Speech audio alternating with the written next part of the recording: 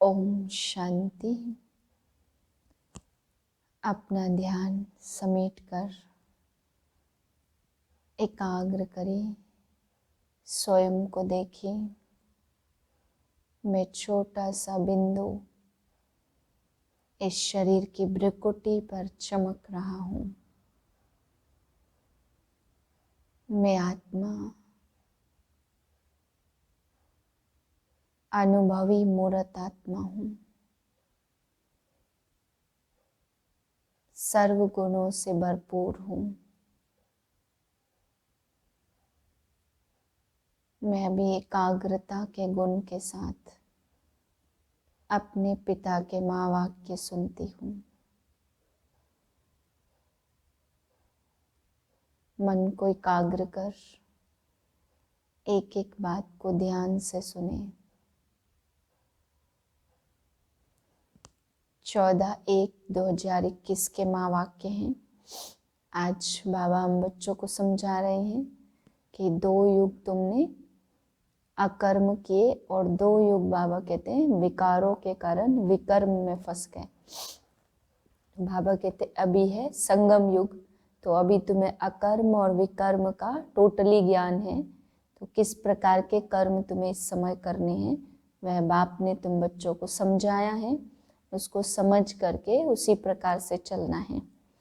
फिर बाबा समझा रहे हैं कि तुम बच्चे कई कहते हैं कि हमें तो ये पार्ट ही पसंद नहीं है, हमारा पार्ट ऐसा क्यों ड्रामा में है। तो बाबा कहते हैं पसंद हो या ना हो, मोक्ष तो किसी को भी मिल नहीं सकता है। सबको अपने पार्ट को बजाना ही है, सबको बाबा ने का सृष्टि में आना ही है। फिर बाबा समझा रहे कि किसी बच्चे को आप समझाते हो, ज्ञान देते हो, एक को दे चाहे अनेकों को दे, तो भी बाबा कहते हैं अटेंशन देना होता है कि सामने वाला सुन रहा है या नहीं सुन रहा है, हाँ हाँ करता है या नहीं करता है, वह बातों को नोट करता है या नहीं करता। तो बाबा कहते बीच बीच में पूछ करके अटेंशन देना होता है, तब आप उस प्रकार से समझा सकेंगे। मीठे बच्चे, बाप तुम्हें जो पढ़ाई पढ़ाते वह बुद्धि में रख सबको पढ़ानी है। हर एक को बाप का और सृष्टि चक्र का परिचय देना है। प्रश्न है आत्मा सतयुग में भी पाठ बजाती, कलयुग में भी, लेकिन अंतर क्या है। उत्तर है सतयुग में जब पाठ बजाती तो उसमें कोई पाप कर्म नहीं होता क्योंकि वहाँ रावण नहीं है। कलयुग में जब पाठ बजाती तो कर्म पाप बन जाता क्योंकि वहाँ विकार है। अभी तुम हो संगम पर। ओम शांति। अब यह तो बच्चे जानते कि हम बाबा के सामने बैठे हैं। बाबा जानते हैं बच्चे हमारे सामने बैठे हैं। यह भी तुम जानते हो बाप हमको शिक्षा देते हैं जो फिर औरों को देनी है। पहले पहले तो बाप का ही परिचय देना है क्योंकि सब बाप को और बाप की शिक्षा को भूले हुए हैं। अभी जो बाप पढ़ाते यह पढ़ाई फिर 5000 वर्ष बाद मिलेगी। यह ज्ञान और कोई को है नहीं, मुख्य हुआ है बाप का परिचय। फिर यह भी समझाना है हम सब भाई भाई हैं। सारी दुनिया की जो सब आत्माएं हैं सब आपस में भाई भाई हैं। सब अपना मिला हुआ पार्ट इस शरीर द्वारा बजाते हैं। अब तो बाप आए हैं नई दुनिया में ले जाने के लिए जिसको स्वर्ग कहा जाता, परंतु हम सब भाई पतित हैं, एक भी पावन नहीं। सभी पतितों को पावन बनाने वाला है ही एक बाप। यह है ही पतित विकारी भ्रष्टाचारी रावण की दुनिया। रावण का अर्थ ही है 5 विकार स्त्री में, 5 विकार पुरुष में। बाबा बहुत सिंपल रीति समझाते, तुम भी ऐसे समझा सकते हो। तो पहले पहले यह समझाओ हम आत्माओं का वह बाप है। हम सब ब्रदर्स हैं। पूछो यह ठीक है, लिखो हम सब भाई भाई हैं। हमारा बाप भी एक है। हम सब सोल्स का वह है सुप्रीम सोल, उनको फादर कहा जाता है। यह पक्का पक्का बुद्धि में बिठाओ तो सर्वव्यापी आदि पहले निकल जाए। अल्प पहले पढ़ना है, बोलो यह अच्छी रीति बैठ लिखो। आगे सर्वव्यापी कहता था, अब समझता हूँ सर्वव्यापी नहीं है। हम सब भाई भाई हैं, सब आत्माएं कहती हैं गॉड फादर परमपिता। पहले तो यह निश्चय बिठाना है कि हम आत्मा हैं, परमात्मा नहीं है। ना हमारे में परमात्मा व्यापक है, सब में आत्मा व्यापक है। आत्मा शरीर के आधार से पाठ बजाती है, यह पक्का कराओ। अच्छा, फिर वह बाप सृष्टि के आदि मध्य अंत का ज्ञान भी सुनाते हैं, और तो कोई जानते ही नहीं कि यह सृष्टि चक्र की एज कितनी है। बाप ही टीचर के रूप में बैठ समझाते हैं, लाखों वर्ष की तो बात ही नहीं है। यह चक्र अनादि एक्यूरेट बना बनाया है, उनको जानना पड़े। सतयुग त्रेता पास्ट हुए, नोट करो, उसको कहा जाता स्वर्ग और सेमी स्वर्ग, जहाँ देवी देवताओं का राज्य चलता है।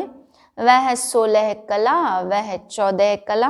धीरे धीरे कलाएं कम होती जाती हैं। दुनिया पुरानी तो जरूर होगी ना, सतयुग का प्रभाव बहुत भारी है। नाम ही है स्वर्ग, हेवन नई दुनिया, उनकी ही महिमा करनी है। नई दुनिया में है एक ही आदि सनातन देवी देवता धर्म। पहले बाप का परिचय, फिर चक्र का परिचय दिया जाता है। चित्र भी तुम्हारे पास है निश्चय कराने के लिए। यह सृष्टि चक्र फिरता रहता है। सतयुग में लक्ष्मी नारायण का राज्य था, त्रेता में राम सीता का। यह हुआ आधा कल्प, 2 युग पास्ट हुए, फिर आता है द्वापर कलयुग। द्वापर में रावण राज्य, देवता वाम मार्ग में चले जाते तो विकार की सिस्टम बन जाती है। सतयुग त्रेता में सब निर्विकारी रहते, एक आदि सनातन देवी देवता धर्म रहता है। चित्र भी दिखाना है, ओरली भी समझाना है। बाप हमको टीचर बन ऐसे पढ़ाते हैं। बाप अपना परिचय खुद ही आकर देते। बहुत कहते हैं हे पतित पावन आओ, परंतु बाप कहते मुझे पावन बनाने आना तो मुझे शरीर चाहिए, नहीं तो बात कैसे करूं। मैं चैतन्य हूँ, सत्य हूँ और अमर हूँ। आत्मा सतो रजो तमो में आती है। आत्मा ही पावन और आत्मा ही पतित बनती है। इसलिए कहा जाता पतित आत्मा पावन आत्मा। आत्मा में ही सब संस्कार हैं। पास्ट के कर्म व विकर्म का संस्कार आत्मा ले आती है। सतयुग में विकर्म होता ही नहीं है। कर्म करते हैं, पार्ट बचाते हैं, परंतु वह कर्म अकर्म हो जाता है। गीता में भी अक्षर हैं, अभी तुम प्रैक्टिकल में समझ रहे हो। जानते हो बाबा आया हुआ है पुरानी दुनिया को बदलने, नई दुनिया बनाने। जहाँ कर्म अकर्म हो जाते उसको ही सतयुग कहा जाता। फिर जहाँ सब कर्म विकर्म होते हैं उनको कलयुग कहा जाता है। तुम अभी हो संगम पर, बाबा दोनों तरफ की बात समझाते हैं। सतयुग त्रेता तो है ही पवित्र दुनिया, वहाँ कोई भी पाप होता नहीं है। जब रावण राज्य शुरू होता तब पाप होते हैं, वहाँ विकार का कोई नाम नहीं है। चित्र तो सामने है, राम राज्य और रावण राज्य। बाप समझाते यह पढ़ाई है, यह पढ़ाई तुम्हारी बुद्धि में रहनी चाहिए। बाप भी याद आता और चक्र भी बुद्धि में याद आ जाता। सेकंड में सब याद आता, वर्णन करने में देरी नहीं लगती। इनके 3 फाउंटेन हैं। झाड़ ऐसा होता, बीज और झाड़ सेकंड में याद आ जाएंगे। यह बीज फलाने झाड़ का है, ऐसे इनसे फल निकलता है। यह बेहद का मनुष्य सृष्टि रूपी झाड़ कैसे है, इनका राज तुम बच्चे ही जानते हो। बच्चों को सारा समझाया, आधा कल्प डिनाइस्टी कैसे चलती, फिर रावण राज्य कैसे होता। तो सतयुग त्रेतावासी हैं, वही द्वापरवासी बनते। जाड़ वृद्धि को पाता रहता, आधा कल्प रावण राज्य तो विकारी बन जाते हैं। वहां दुख होता नहीं है। कितना सिंपल समझाते, एक को समझाते हो या बहुतों को समझाते। तुम कुछ भी जानते नहीं हो तो पूछेंगे फिर क्या, ऐसे अटेंशन देकर समझाना है। बाबा तो बेहद के झाड़ का राज समझाते। नॉलेज देते हो तो देखो क्या होता है, पूछते रहो, एक एक बात पर अच्छी रीति समझाना है। बाप टीचर का कर्तव्य है समझाकर फिर गुरु का समझाओ। भारत 24 कैरेट पक्की सोने की चिड़िया थी, सतो प्रधान अभी तमो प्रधान बन गई है। वानप्रस्थ अवस्था में गुरु करते तो वाणी से परे स्थान तो इनकॉर्पोरियल वर्ल्ड है, जहां आत्माएं रहती हैं, दोनों का यह मेल है। वहां तो शरीर है नहीं, वहां कोई कर्म नहीं होता। बाप में तो सारी नॉलेज है, ड्रामा प्लान अनुसार उसको कहा ही जाता नॉलेजफुल। वह चैतन्य सत्यचित आनंद स्वरूप होने के कारण उनको नॉलेजफुल कहा जाता। बाप को बुलाते हैं परंतु उनको कुछ भी समझ नहीं रहती। जरूर भाग्यशाली रथ भी होगा जिसमें बाप प्रवेश कर तुमको पावन दुनिया में ले जाएं। तो बाप समझाते, मीठे मीठे बच्चों, मैं उनके तन में आता हूँ जो बहुत जन्मों के अंत में हैं, पूरा 84 जन्म लेते। भाग्यशाली रथ पर आना पड़ता है। पहले नंबर में तो है श्री कृष्ण, वह है नई दुनिया के मालिक। फिर वही नीचे उतरते हैं, गोल्डन से सिल्वर, कॉपर, आयरन एज में आकर पड़ते हैं। फिर तुम आयरन से गोल्डन बन रहे हो, मैं इनमें प्रवेश करता हूँ। इनको भाग्यशाली रथ कहा जाता। खुद कहते मैं बहुत जन्मों के अंत में आता हूँ। गीता में अक्षर एक्यूरेट हैं, गीता को भी सर्वशास्त्रमयी शिरोमणि कहा जाता। इस संगम युग पर ही बाप आकर ब्राह्मण कुल और देवता कुल स्थापन करते हैं। बहुत जन्मों के अंत में अर्थात संगम युग पर ही बाप आते हैं। बाप कहते मैं बीज रूप हूँ। कृष्ण तो है सतयुग का रहवासी, उनको दूसरी जगह तो कोई देख न सके।